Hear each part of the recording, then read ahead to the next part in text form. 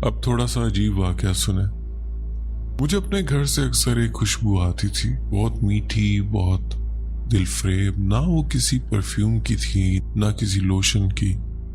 हमारी कॉलोनी में रात की रानी के कई पौधे थे, इसलिए मैंने पहली बार समझा कि शायद वही खुशबू है।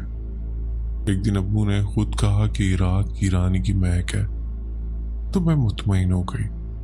मगर जब मैंने सबको बताया कि नहीं, जो खुशबू मुझे आती है वो कुछ और है, सब ने हंसकर टाल दिया। किसी ने कहा शायद किसी का परफ्यूम होगा, किसी ने कहा तुम्हारे अपनी बॉडी लोशन की होगी, मगर वो खुशबू सिर्फ मुझे आती थी और सिर्फ रात को। अजीब बात ये थी कि वो महक मेरे बिस्तर के इर्द गिर्द ज्यादा महसूस होती थी, जैसे कोई आकर बैठा हो। आहिस्ता आहिस्ता जब मैंने जिक्र करना कम किया तो वो खुशबू भी कम होती गई और एक दिन बिल्कुल गायब हो गई।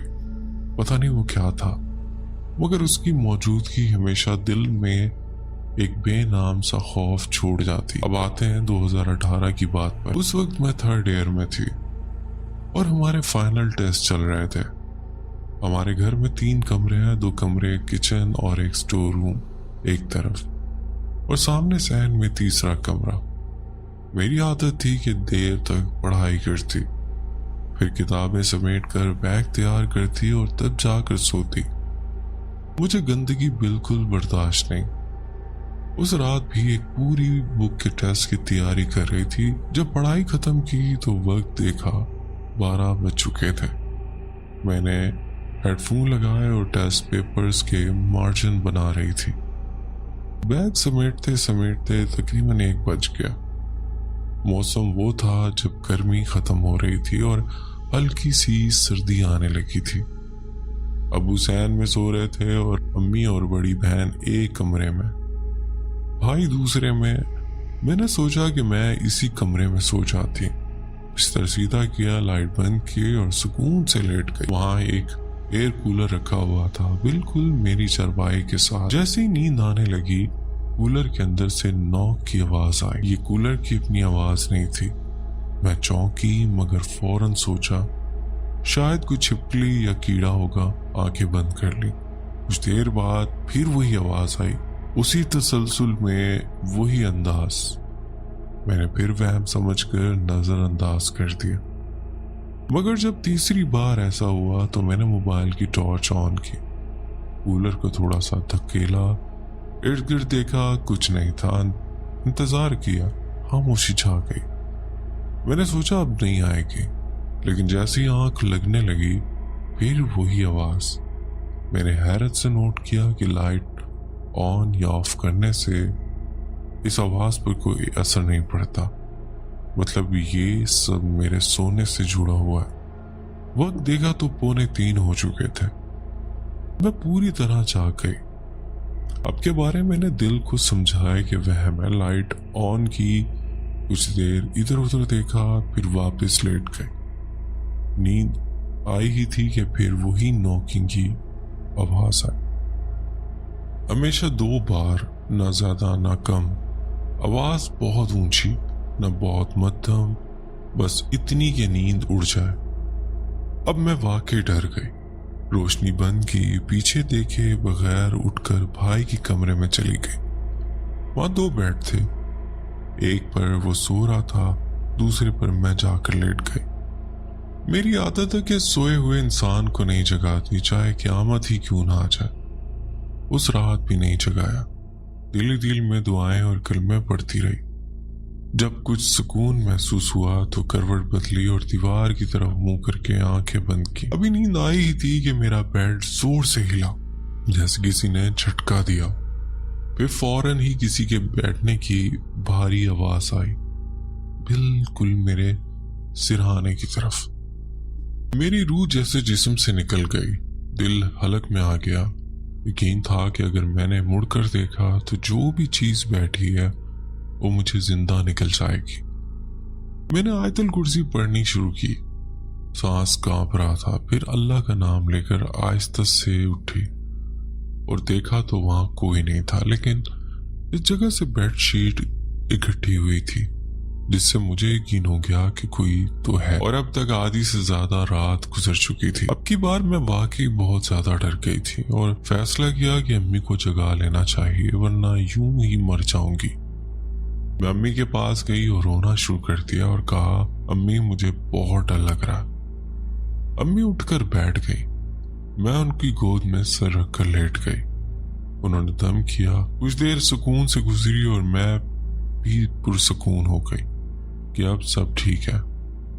اس کمرے کا دروازہ باہر گلی میں کھلتا ہے اور ڈبل ڈور ہے، ایک جالی والا اور ایک لکڑی والا۔ وینٹیلیشن کے لیے ایسے موسم میں ہم لکڑی والا دروازہ کھلا رکھتے ہیں تاکہ باہر کی ہوا آتی رہے۔ امی کو واش روم جانے کی ضرورت محسوس ہوئی تو وہ مجھے وہیں چھوڑ کر چلی گئی۔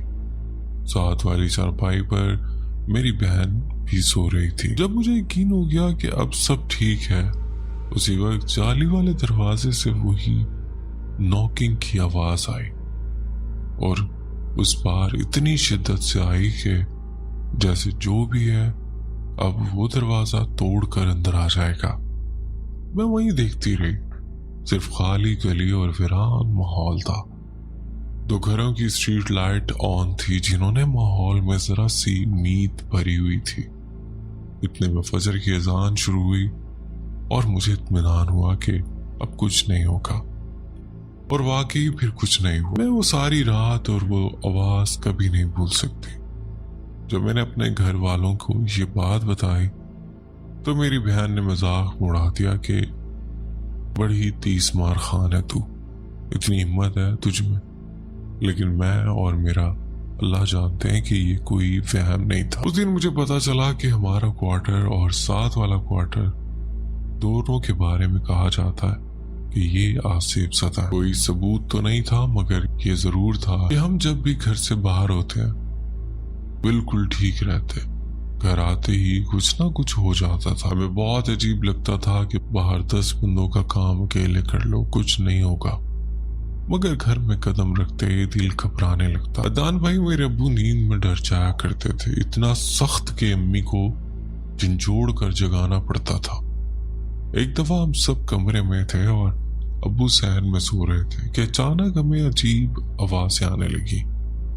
اٹھ کر دیکھا تو وہ آوازیں ابو ہی نکال رہے تھے، مگر وہ ان کی آواز نہیں تھی۔ امی فوراً ابو کو جگانے کے لیے صحن میں بھاگی تو سٹور میں رکھی سبزی کی ٹوکری خود بخود ان کے آگے آ گئی، جیسے کوئی چاہتا ہی نہ ہو کہ ابو کو جگایا جائے۔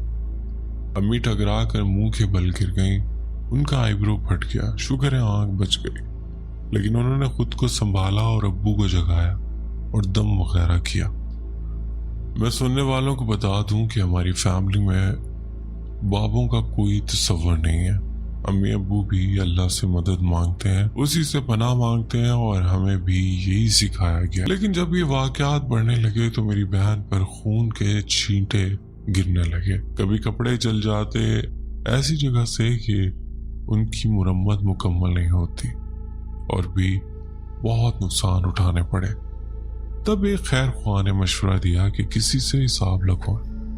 جب انہوں نے ایک عامل سے رابطہ کیا تو پتا چلا کہ واقعی اس پر کسی نے شدید خطرناک کالا جادو کروا رکھا، اور وہ اتنا پرانا تھا کہ نقشے مٹ چکے تھے، توڑنا ناممکن تھا۔ میرے ابو گھر پر کبھی ٹھیک نہیں رہتے تھے، ان کے بدن کے پٹھے سکڑتے چلے گئے اور آخر کار ان کا انتقال ہو۔ وہ نمازی پرہیزگار انسان تھے، اللہ انہیں کروٹ جنت نصیب کرے۔ کسی ایک نے بھی یہ نہیں کہا کہ انہوں نے کبھی زیادتی کی۔ ہم سے زیادہ لوگ روتے تھے کہ ہمارے سر سے شفقت بھرا ہاتھ اٹھ گیا۔ خیر عدنان بھائی، میرے ساتھ یہ واقعات ہونا بند نہیں ہوئے، میں نماز پابندی سے پڑھتی تھی۔ ایک دفعہ میرے ماموں کی اکلوتے بیٹے کی برتھ ڈے پر ہم ان کے گھر گئے۔ مجھے ڈیکوریشن کا کام دے دیا گیا کیونکہ ہماری فیملی میں ایسے آرٹس اینڈ کرافٹس کے کام مجھے ہی آتے تھے۔ میں نے اپنی کزن کو ساتھ لیا اور ان کے اوپر والے بیڈ روم میں بیٹھ کر تیاری کرنے لگی۔ نومبر کا مہینہ تھا، سردی اتنی تھی کہ دروازے بند رکھنے پڑتے تھے۔